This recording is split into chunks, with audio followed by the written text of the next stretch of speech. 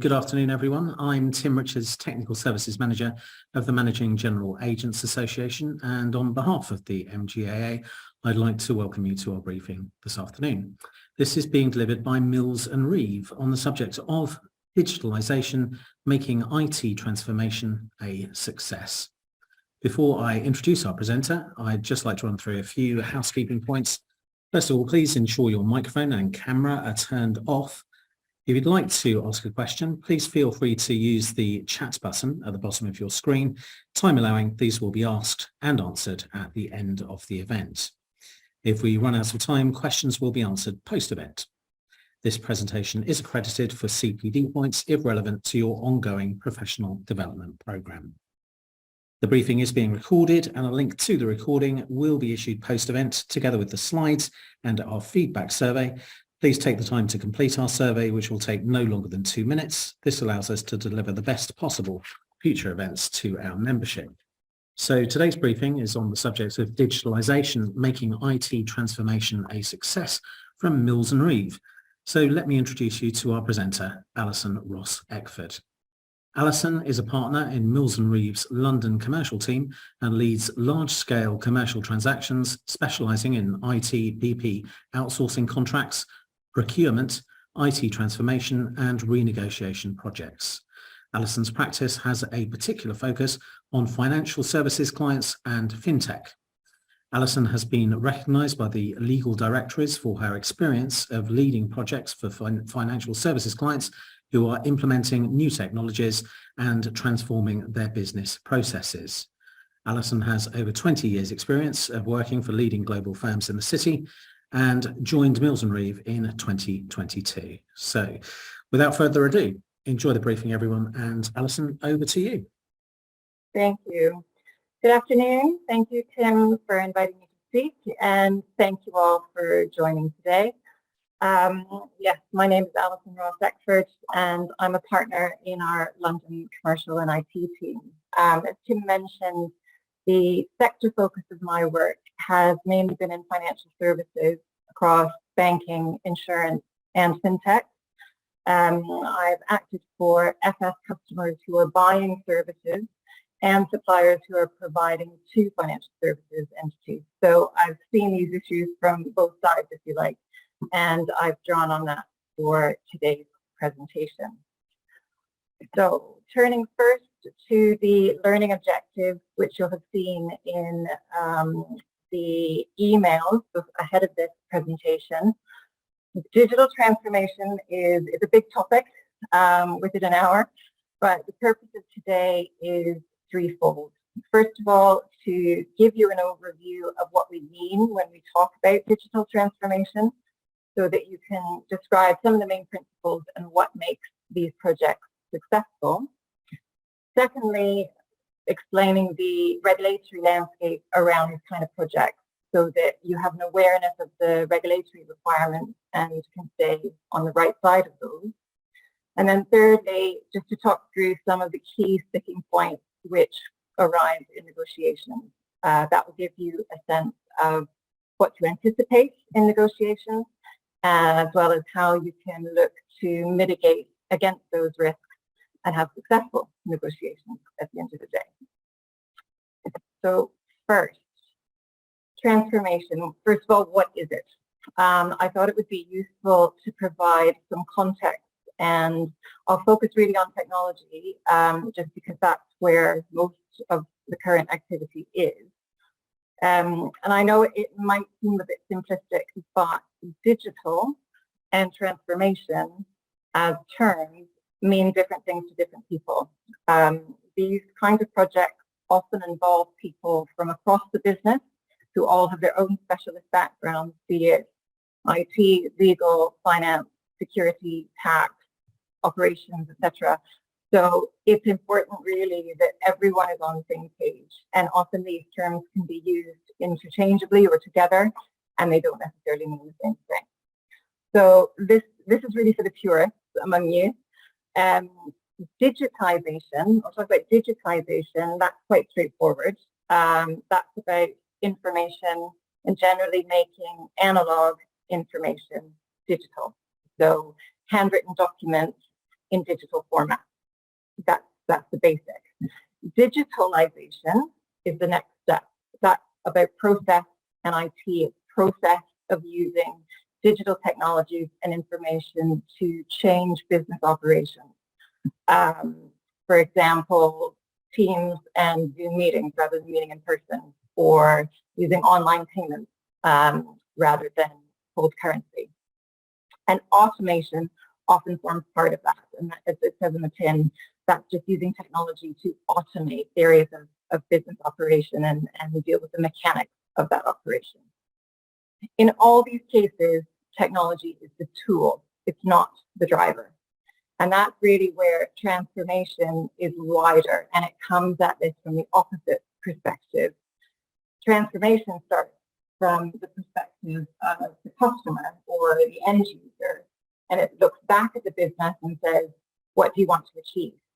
Is it better value, or is it better disclosures for reporting? What's the end result, and how do we look back to the business and reconfigure it so that it meets those objectives?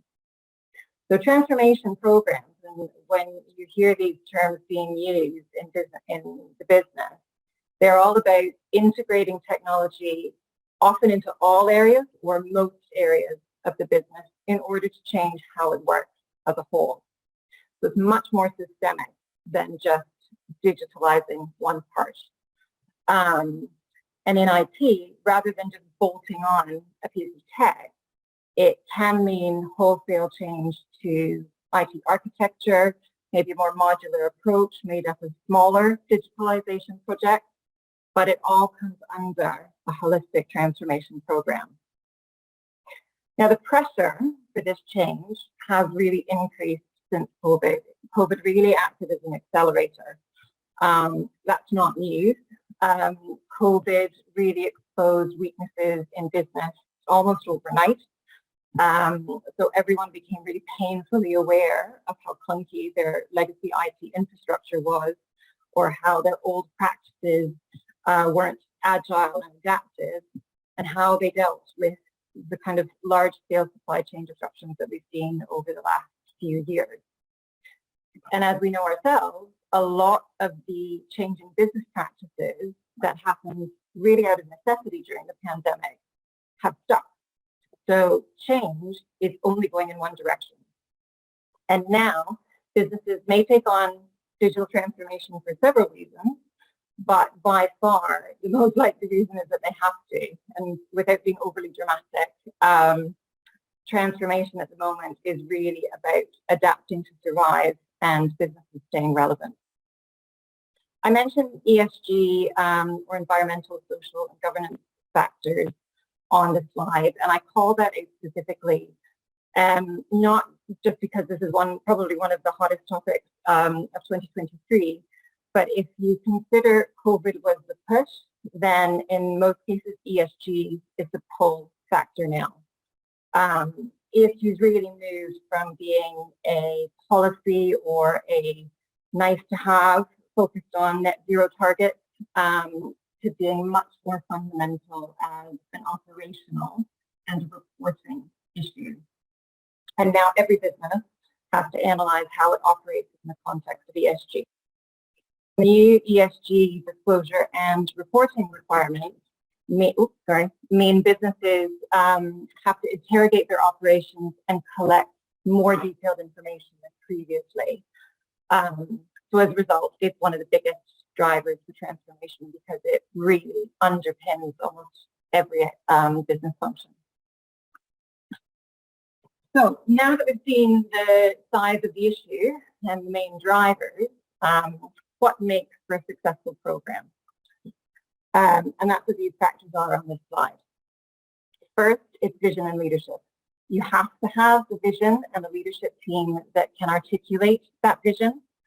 The leadership needs to understand what the transformation means to the company, what good actually looks like from the digital perspective, and really be at the forefront of embedding a culture that will support and facilitate that transformation. People come first. Be they the customer, the end user, an employee, they come first, since the implementation and adapting to change affects people. It affects how they work day to day. So they need to be on board with this. And as I said before, technology is just the facilitator. It's not the be all or the end all. And a quote from Bryce Kohler, who's the CTO at Equifax, he described digital transformation quite well as a shift in mindset.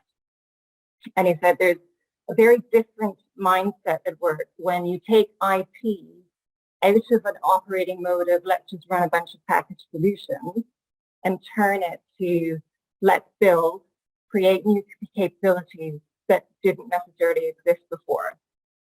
And in building those new capabilities within the business, it's an opportunity to build in new aspects from the start.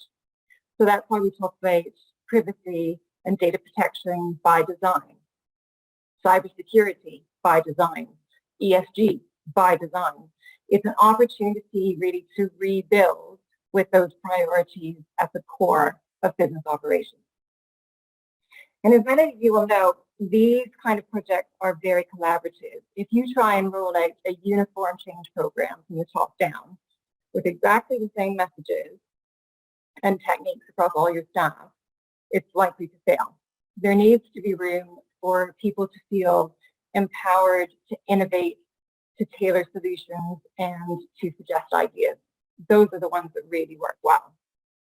Which brings me to the last point, which I probably should have put in capitals on the slide, but from end to end, communication is absolutely key. From the leadership to the collaboration, and as we'll see, the different specialists involved in inputting from across the organization, communication really is pivotal for success. So now that we've looked at what digitalization and transformation mean, we need to look at these projects in the context of the financial regulatory framework and the parameters that they create. This isn't just the UK or Europe. There's very much a global trend of financial regulators and international bodies who are issuing rule sets. And these rule sets govern the use of IT, third-party contracts, and outsourcing. Now, initially in the UK, the Financial Stability Board led the way initially. And in the UK, the Bank of England, the Financial Conduct Authority, and the Prudential Regulation Authority have really been at the forefront of driving this. Now, even within Brexit, they will still have one eye on the EBA, the European Banking Authority, and IOPA, the European Insurance and Occupational Pensions Authority. And I've put a recent timeline on the page just to illustrate the rate of change, particularly in these last 2 to 3 years. So as you can see, starts with the EBA guidelines on outsourcing.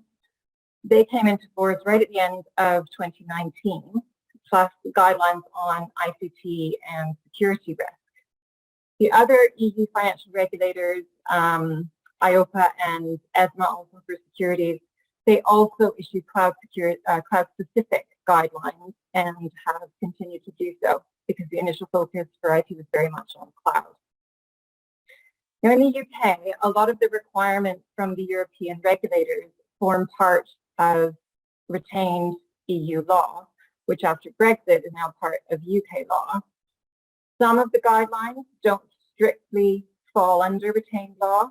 The IOPA guidelines on systems of governance, for example, is one of those. But until now, UK regulators have said that they still expect regulated firms to comply with those sources. So really they do remain quite influential. And as I say, the UK will always have one eye on what the regulators in Europe are doing. Another point to note is that the FCA has its own, just to keep it simple, the FCA has its own set of rules and regulations and guidelines, and the PRA does as well.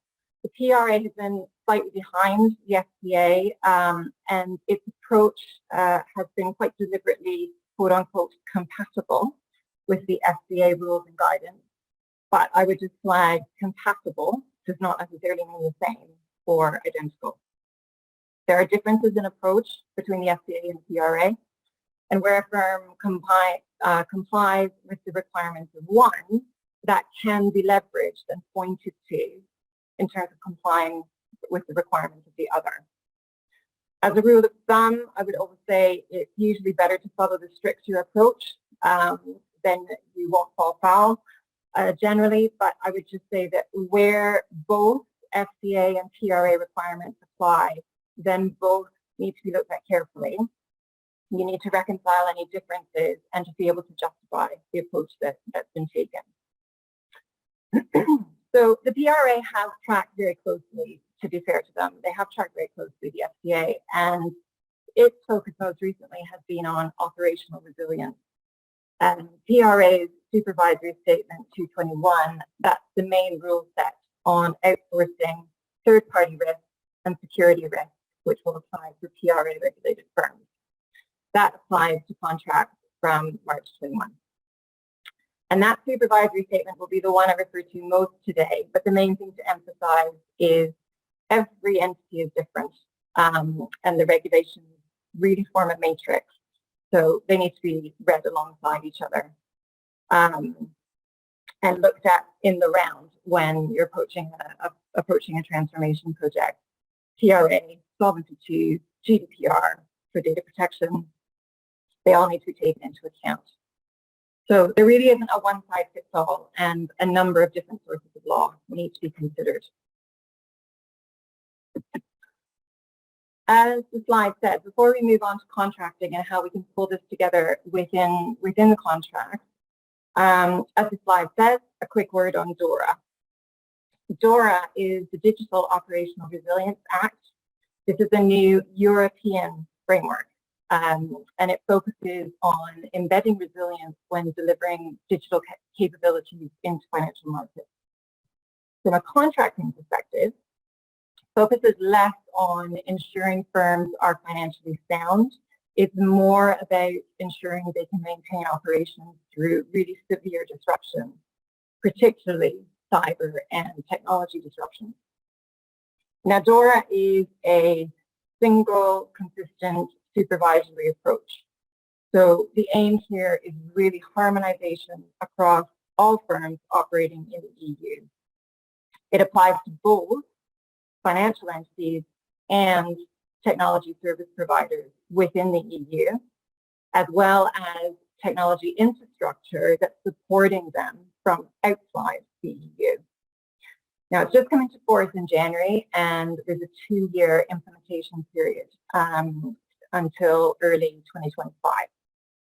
Now, as you can tell from the list of the 5 pillars that are on the slide, DORA addresses a lot of the topics that already apply to financial services firms operating in the EU and the UK, but it is much more prescriptive around ICT, so information communication technology and cyber resilience, than the current UK regulation.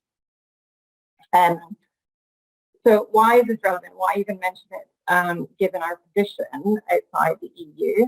I mention it because it requires uniform standards, and because it is EU-wide, it means that any UK entities with EU operations or EU entities who provide into EU operations need to ensure that they can manage a consistent level of resilience across those operations in line with DORA. So, as I said, it comes, the implementation period is 2025, so we've got 2 years. And there's a lot that needs to be considered and achieved in that time. So for any entities that need to look at DORA, you really want to be conducting a comprehensive gap assessment against these 5 pillars and identify any areas and any contracts with service providers that might need remediation as a result. And then going forward, any firms that are impacted by DORA have to look at building these resilience requirements into contracts and maintaining strong governance around those providers. Right.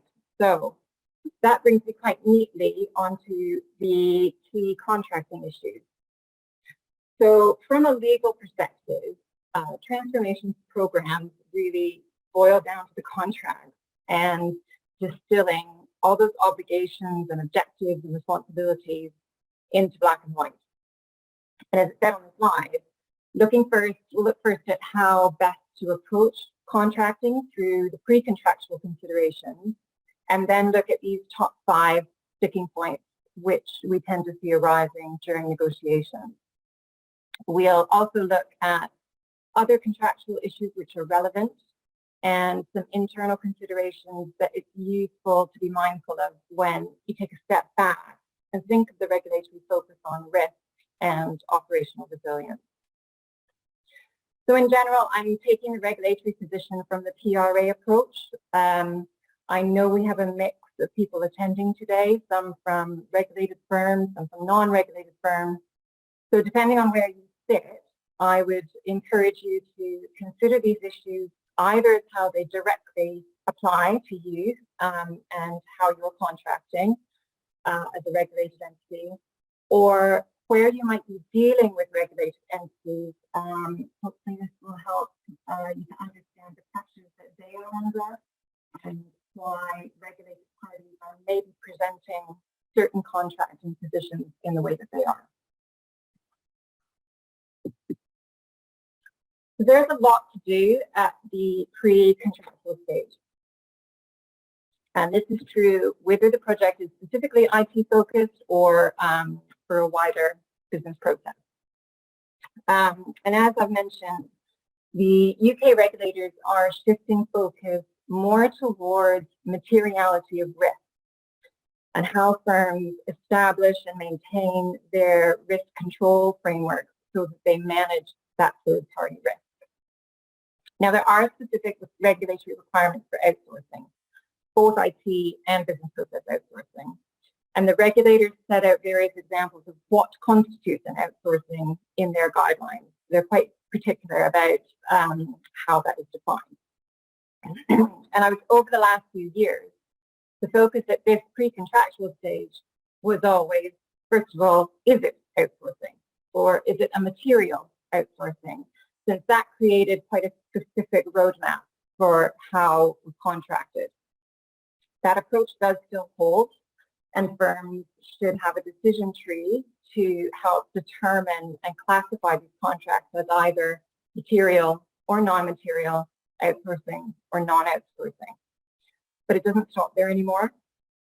Where we're seeing the shift is the emphasis on materiality more generally, even for what previously would have been non-outsourcing contracts. So more contracts are getting caught by these regulatory considerations. And there are very specific regulatory requirements for outsourcing, which I'll flag as we go through. But there's an expectation now for these material non-outsourcing contracts that they include almost equivalent proportionate protection. So there's less of a distinction now between them, but there is more flexibility for material non-outsourcing contracts. Now, a key part of this pre-contractual stage is the carrying out of comprehensive due diligence. The PRA expects this. Of course, you'd want to anyway.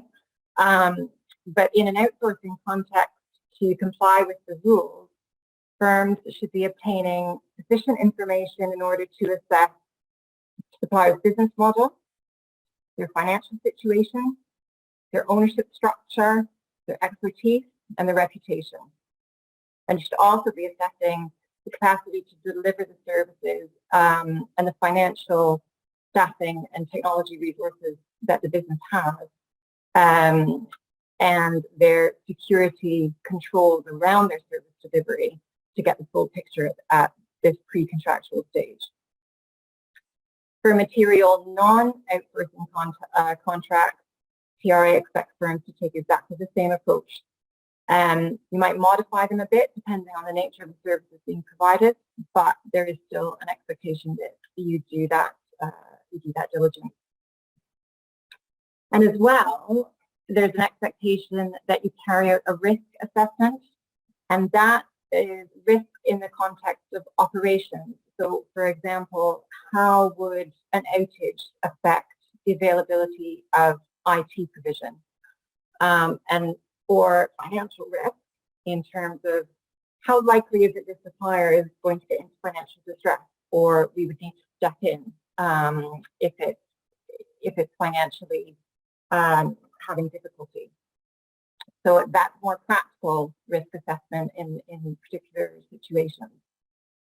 And finally, concentration risk as well has to form part of your initial considerations.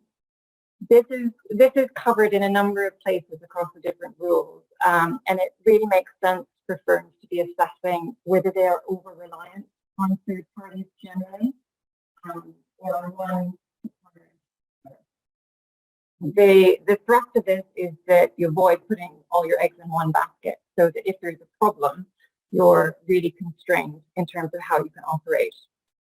The PRA has specifically asked for firms to consider how much they're exposed to suppliers in particular geographic regions now in terms of concentration risk.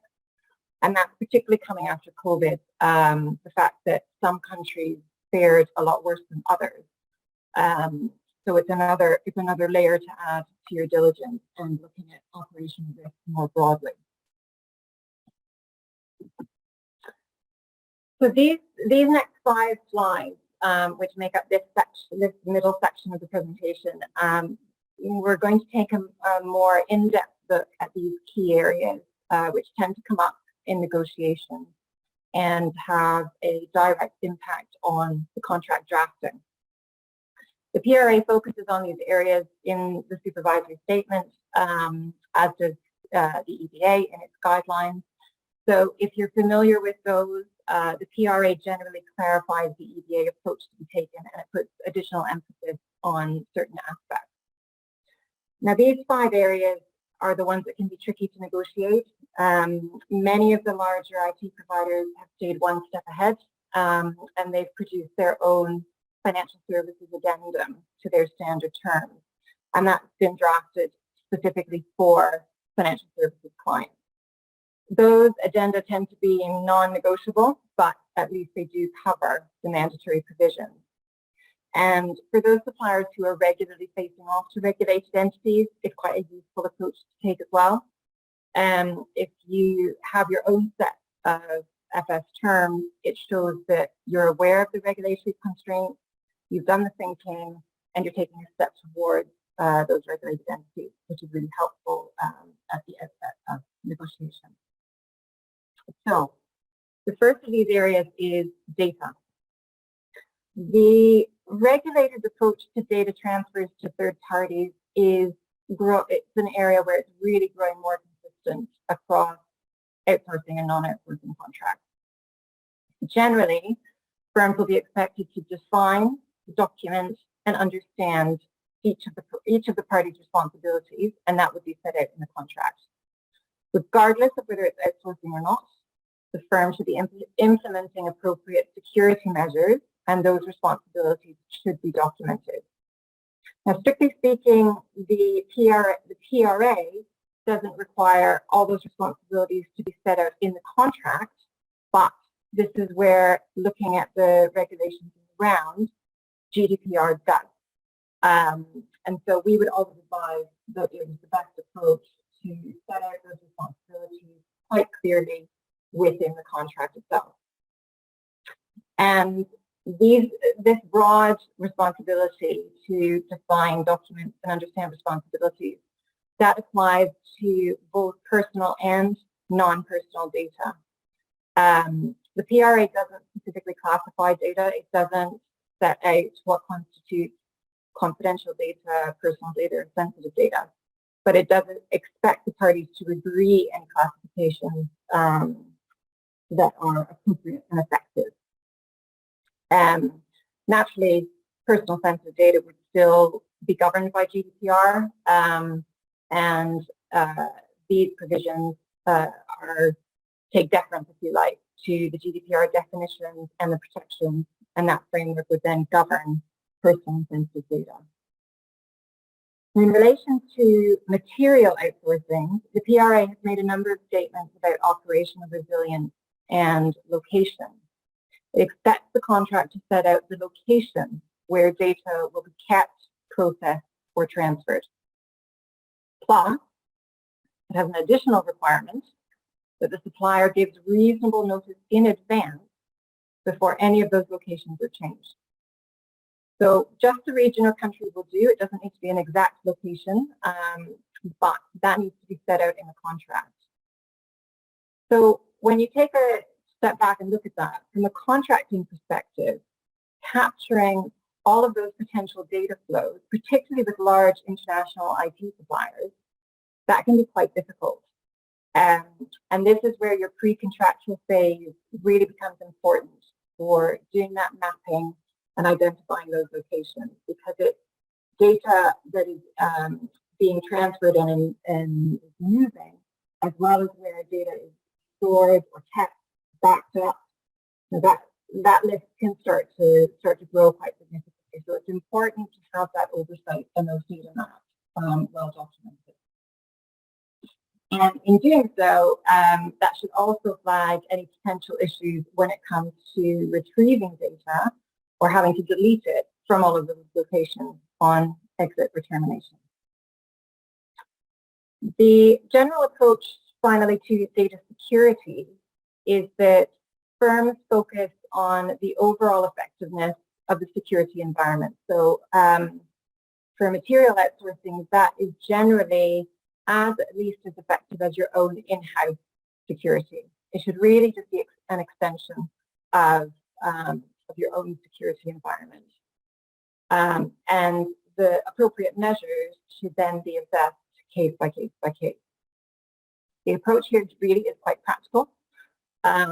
In many circumstances where critical data is processed, there might be specific provisions around encryption, particularly encryption controls and treatment of encryption keys, and how a supplier can remove data from its premises on exit. So these are really the practical, technical considerations that come into play in these provisions. Right, let's turn to audit and access. This is often an area of really heavy negotiation and contracts.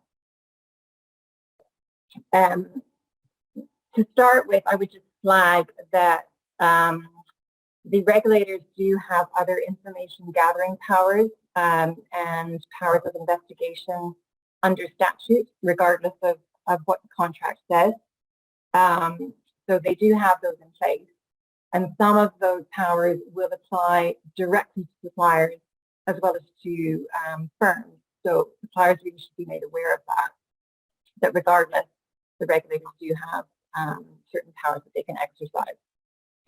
Now really the scope and the detail of audit provisions will depend on materiality. For non-material arrangements, parties can take a risk-based approach. They can decide what access and audit is needed and the extent of what rights are needed. So there's more latitude there. But for material contracts, the parties are expected to take reasonable steps to ensure that the regulated firm, its auditors, as well as the regulatory authorities have full access and unrestricted rights of audit and access to information in order to comply with law and to monitor the contract. That access is quite sweeping.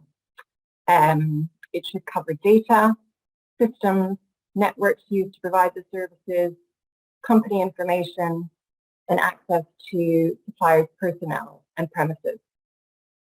So it's very broad, and many of you are probably aware that achieving these kinds of rights with IT providers can be fraught, particularly with cloud providers or one-to-many type technology providers. And one of the main issues that comes up in those discussions is in relation to this on-site access right. In the shoes of the supplier, they may have a number of regulated customers, all of whom are seeking these rights in order to comply with their regulatory requirements. So understandably, from their perspective, they'll have concerns about disruption to business and the potential impact on other customers. Now, that is recognised by the PRA. It almost says, yes, we require it, but we understand that will be difficult. And it does allow for the contract to help mitigate some of those risks. So that's fair enough, really, given the confidentiality concerns, and any client would expect the same in return. So there are some parameters around that. It's not prescriptive in how audit rights are exercised. So there are some alternatives before you get to on-site audit. You can consider off-site audit through certification and reports, so that's the supplier providing certificates and reports. They just need to make sure that you'll get sufficient information and the issuer of the certificate is appropriately qualified. And we're seeing this really being used more and more, and almost offered up by suppliers in order to preempt and to meet this particular requirement. But there still needs to be a reserved right for this on-site audit, either for the regulated entity itself or in a pool with other customers. But it still needs to be in the contract rather than just depending solely on certificates and reports. But generally, suppliers are getting more comfortable with this. And especially where you have a stepped approach to access an audit, where you have certificates and reports first, you might then have, failing that, have a right to request more information, and then really just as a last resort, have on-site audit rights. And for material non-outsourcing contracts, we would typically expect to see audit rights applied to an extent anyway, but GDPR has its own audit requirement, which requires processes of personal data to allow and support audits of its controllers. So there is some flexibility there, but hopefully with a staged approach like this, it'll help both firms and suppliers reach a more common landing. Sub-outsourcing, this is another area that can be difficult and really should be considered at pre-contractual stage, because it can preempt a lot of issues further down the road once you get into negotiations. So there are regulatory rules around subcontracting, but sub-outsourcing is more specific. There's a distinction between the two.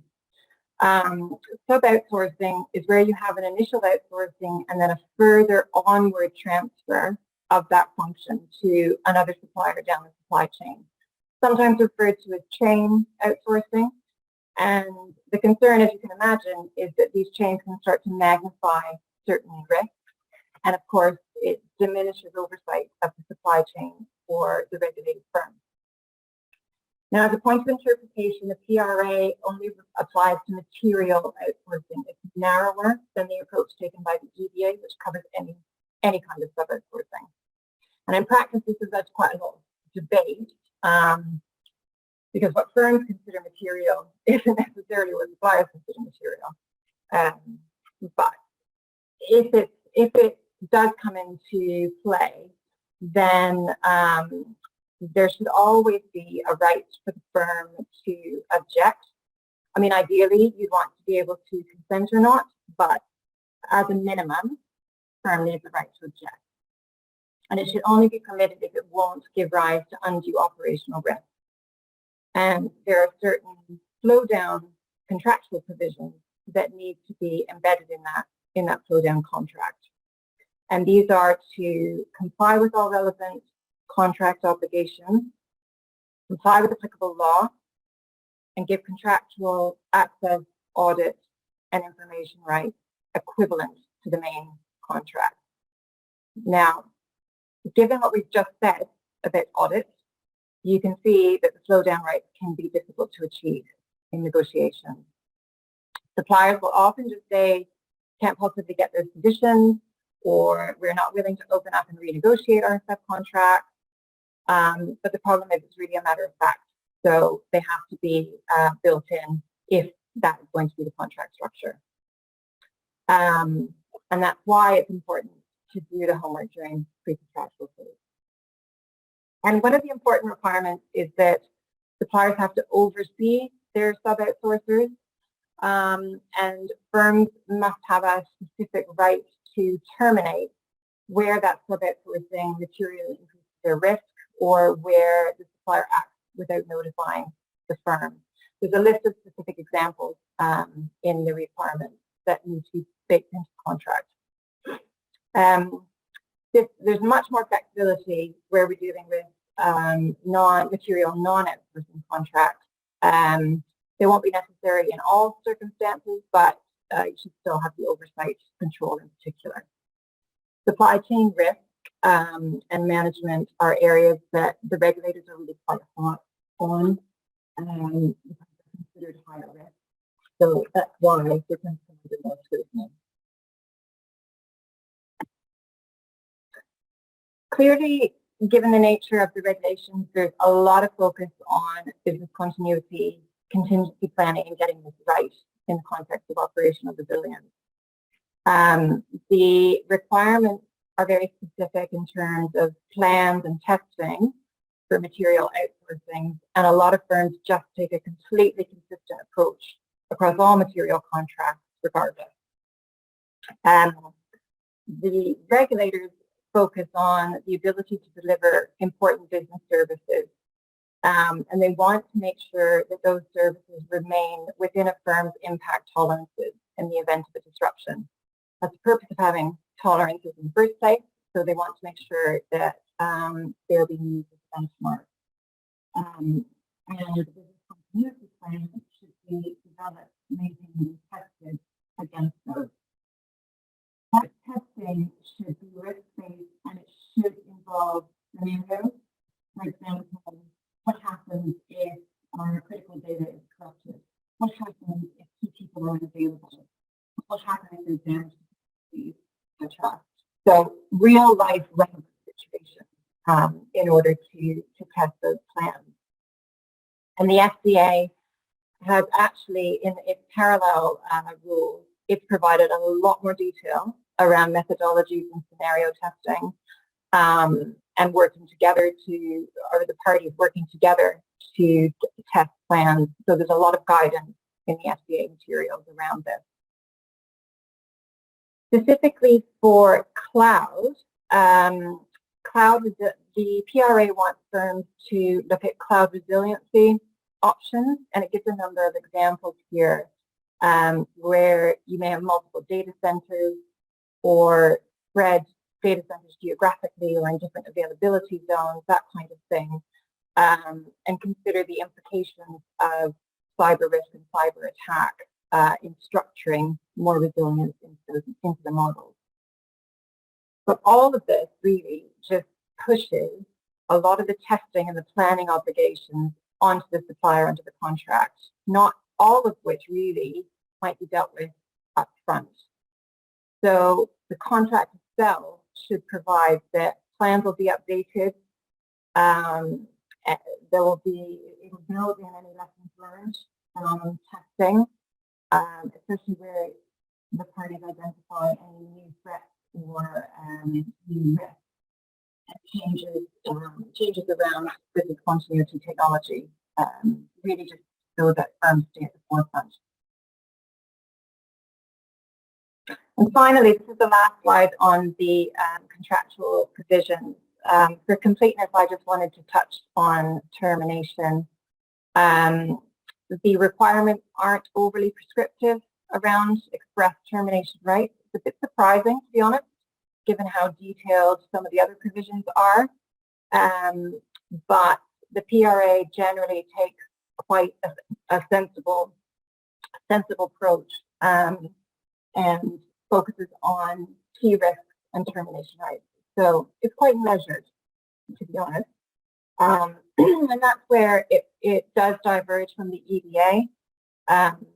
The EBA has a long list of quite customer-friendly termination rights that most firms will be familiar with and probably already have in their precedent. And it's those that suppliers definitely get much more nervous about, since they can often be seen to act as a hair trigger.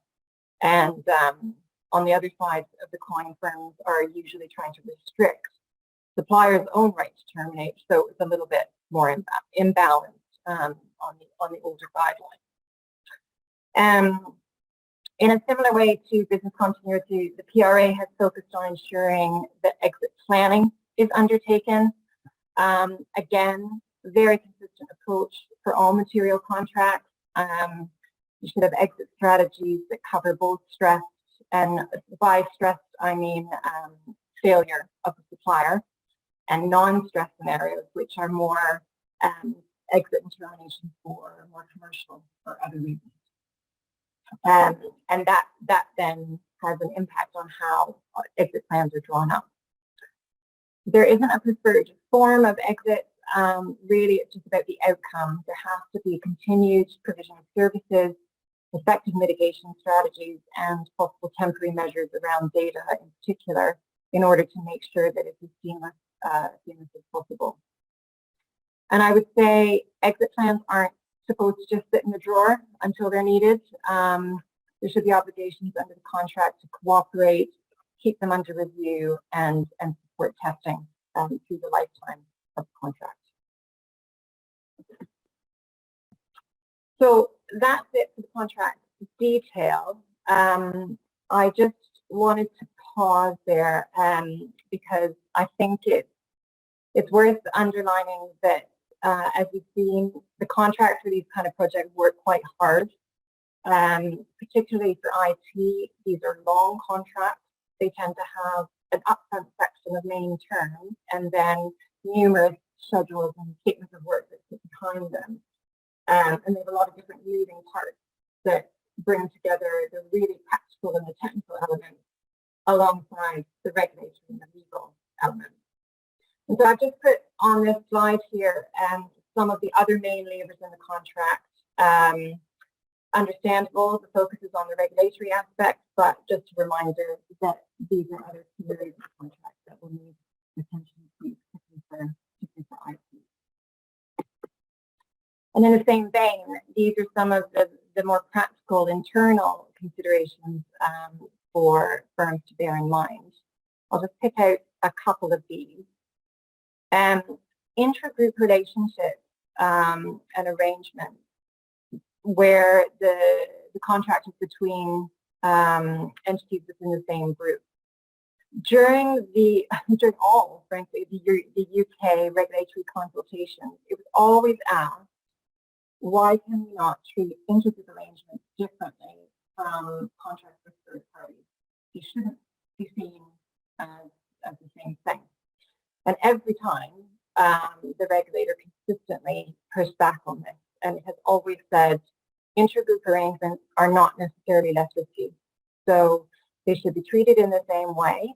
There is some flexibility for things like group exit plans or where you have business continuity across the whole group. There is some flexibility there and some flexibility around diligence, naturally enough. But on the whole, the bottom line is there should be just as if it's on our third-party contract.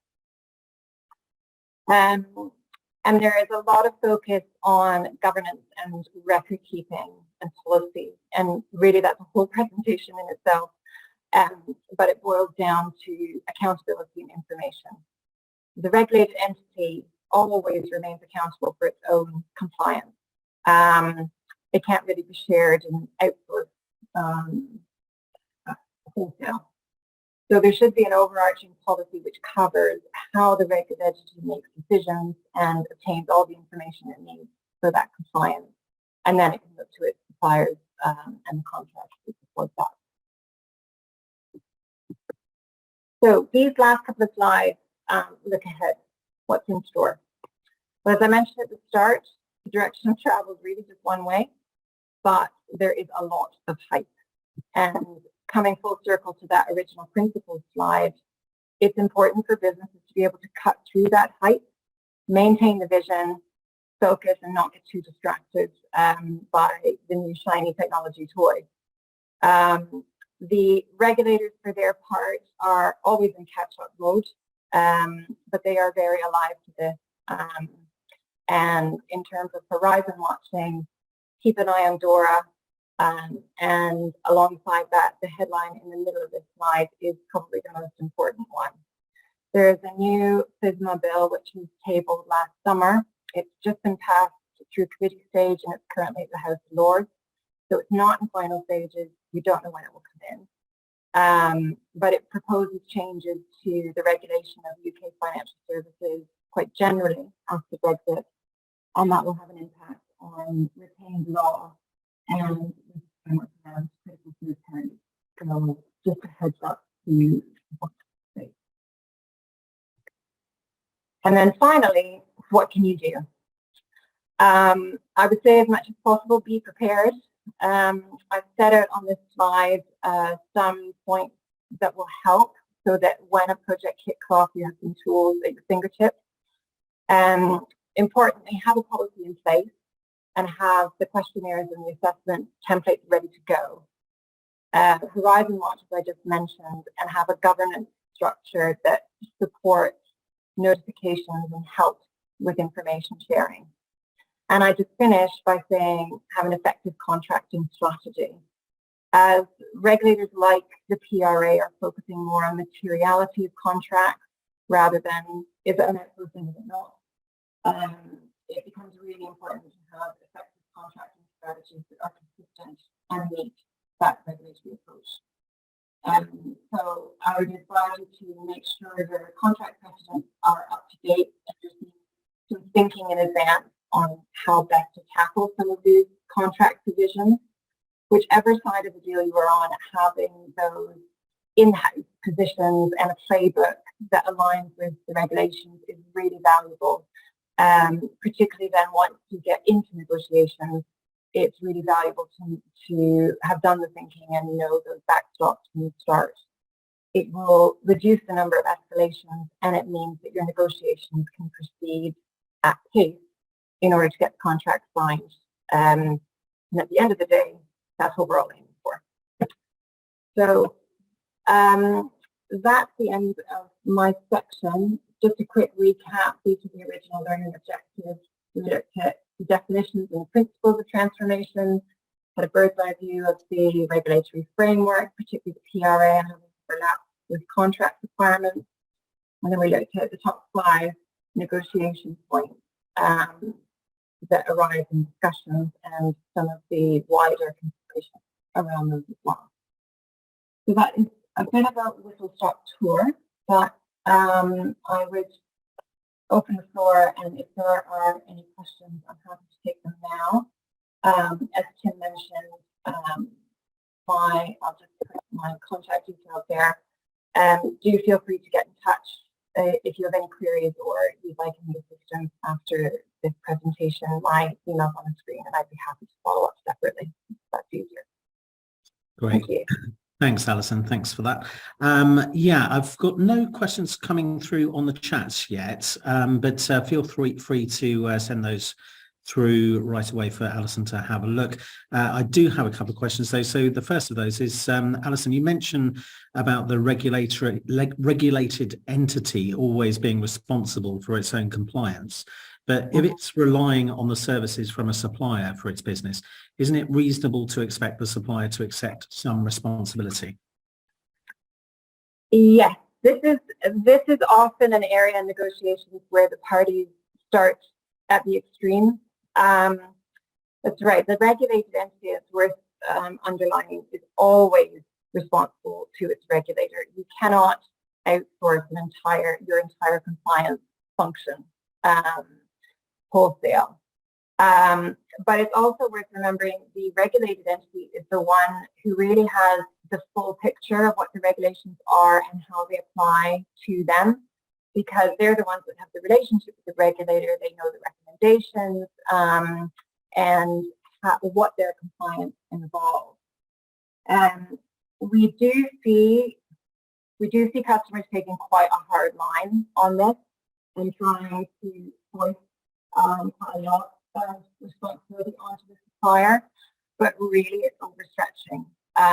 It's fairer if you draw a line down the middle and you expect the supplier to take responsibility for its own compliance certainly.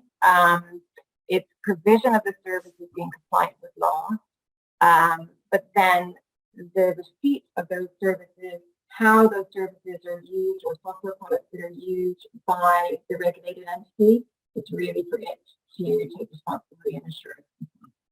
So it's, and that line should be expressly set out in the contract.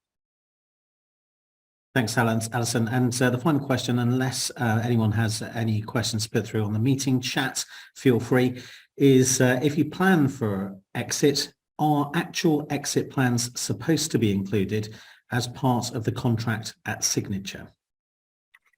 Ideally, yes. At least an early version is useful. And I know exit, nobody likes to think about exit and exit planning when you're just at the start of a new relationship with the supplier, or you're just at the start of entering into the contract.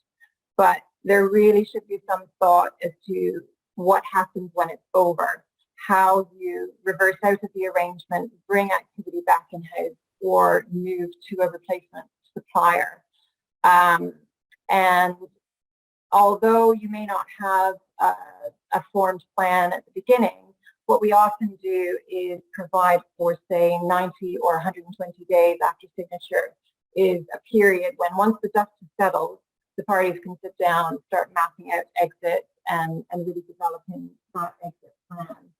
And then going forward, it will be the responsibility of the supplier to maintain that.